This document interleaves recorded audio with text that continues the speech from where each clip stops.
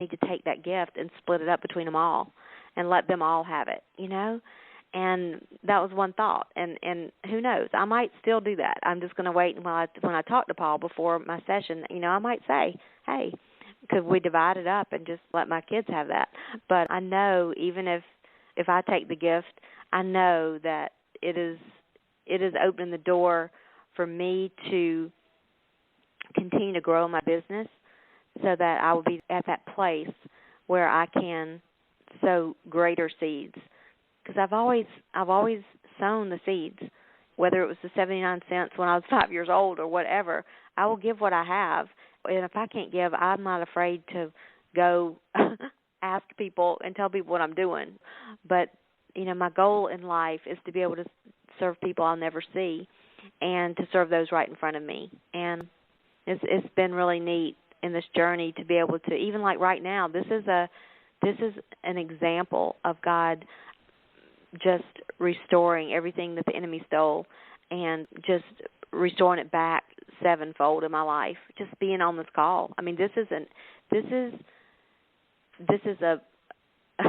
result. This is a miracle. This is a gift from Him for me to be able to do this because it's confirming the call of my life.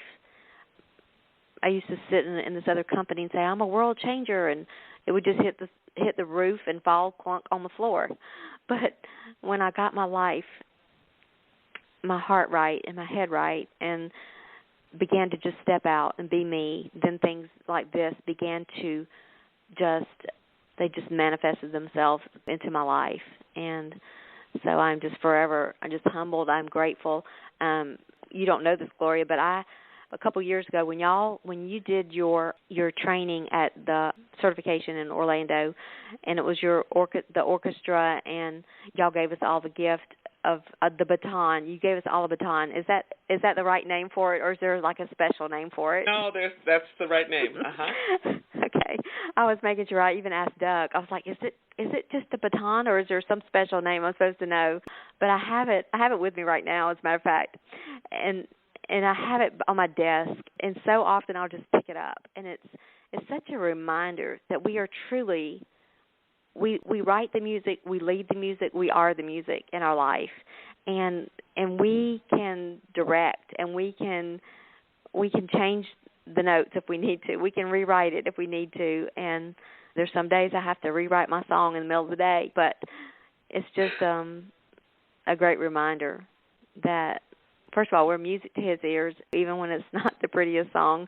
But I'm just so grateful for this opportunity. And so, yes, to answer your question, I hope I answered your question.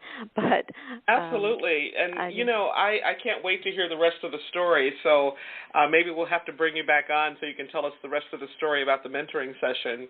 I know. But I think what you're pointing out, too, Lynn, and, again, I just want to kind of underscore this, not only being yourself, being me, being Lynn, but a point that you made earlier. So it's knowing who you are and really stepping in those shoes and walking in those shoes and not comparing yourself to others, but it's also whose you are. It's who and whose you are, because we operate in just such more brilliant, radiant power. We have the Creator to thank for helping us and supporting us in walking in the power that He already has bestowed upon us when we awaken to that gift that He's already provided for us. So it's that combination of being yourself, being who you are, but also whose you are. That's right. I just wrote that down, Gloria. Well, you said it. You said it earlier. I said it, but I'm glad you said it again because I might have missed it. But I'm gonna put that on my mirror. But yeah, we do, and it's so neat because when you become, when you're walking with Him, with Jesus, and you become fearless like that, you're so bold. I can't believe I forgot to say this, but one of the projects we're working on right now in our little town is we're planting a church here.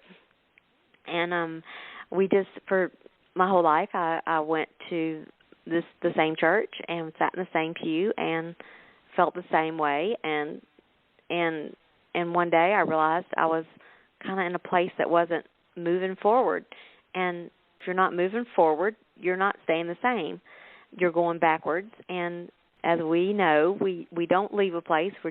It's just sometimes time to go to a new place. And so that day I made a decision that I was going to a new place. And so we began attending another church outside of our city, and now we're planting a church. And it's so cool because all the people there are people that just want to love Jesus and love people of all colors. And in our little small town, and really not just in our town, but our churches are divided by race. And I'm just over pretending that that's okay with me, because it's not. So we're just free. We are free at last. We really are. And we are going to have a church that is going to serve all people, all kinds of people, anybody that walks in our door. And we are super excited. Well, that's fantastic. And what you're talking about is very close to my heart, as you can probably imagine. Lynne, I know that you know a lot about passing it on, and I'm just wondering if you could say a little bit about how you pass things on in your life. I mean, you obviously have told us that, but if you could be just either underscore or emphasize or just share with us your heart about what it means and why it's so important to pass it on.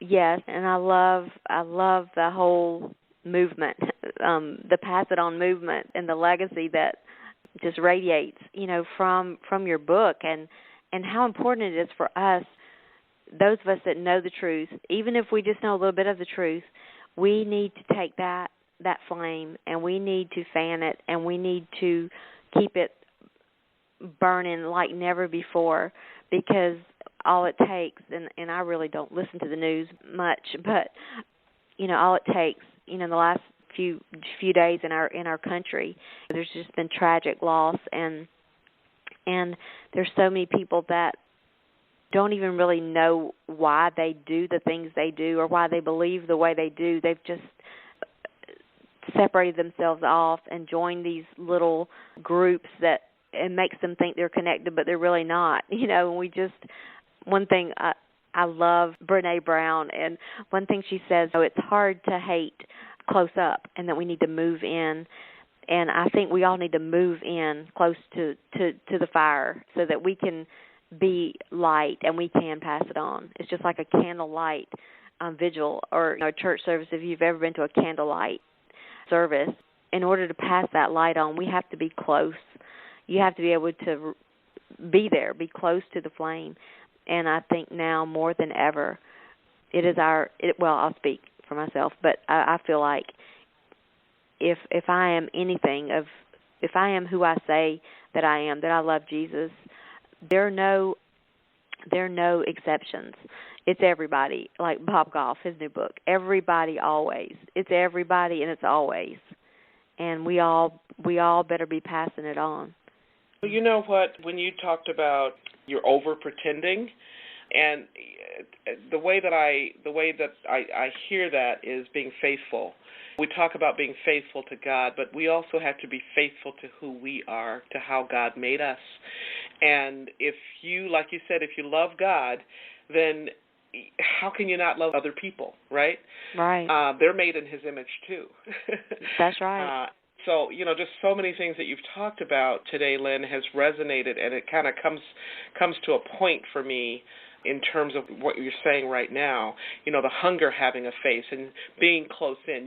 How can you not reach out to somebody when you look at them in the eye, right? Yeah. How can you not love someone when they are not only a part of you, but they are another reflection, another aspect of who you are, another aspect of the Creator. Yeah, so I just love and appreciate what you're saying. Well, it's just all I know, and it's simple, and really, love is pretty simple. It is. So, can I ask you about another project that you're working on that we haven't talked about? I'm looking at my notes here, Lynne, and I have a note about creating courageous cultures in the classroom. Not sure if that's a current project for you, but is there anything that you'd like to say to us about that project? Yes, I'm very passionate about education and all children receiving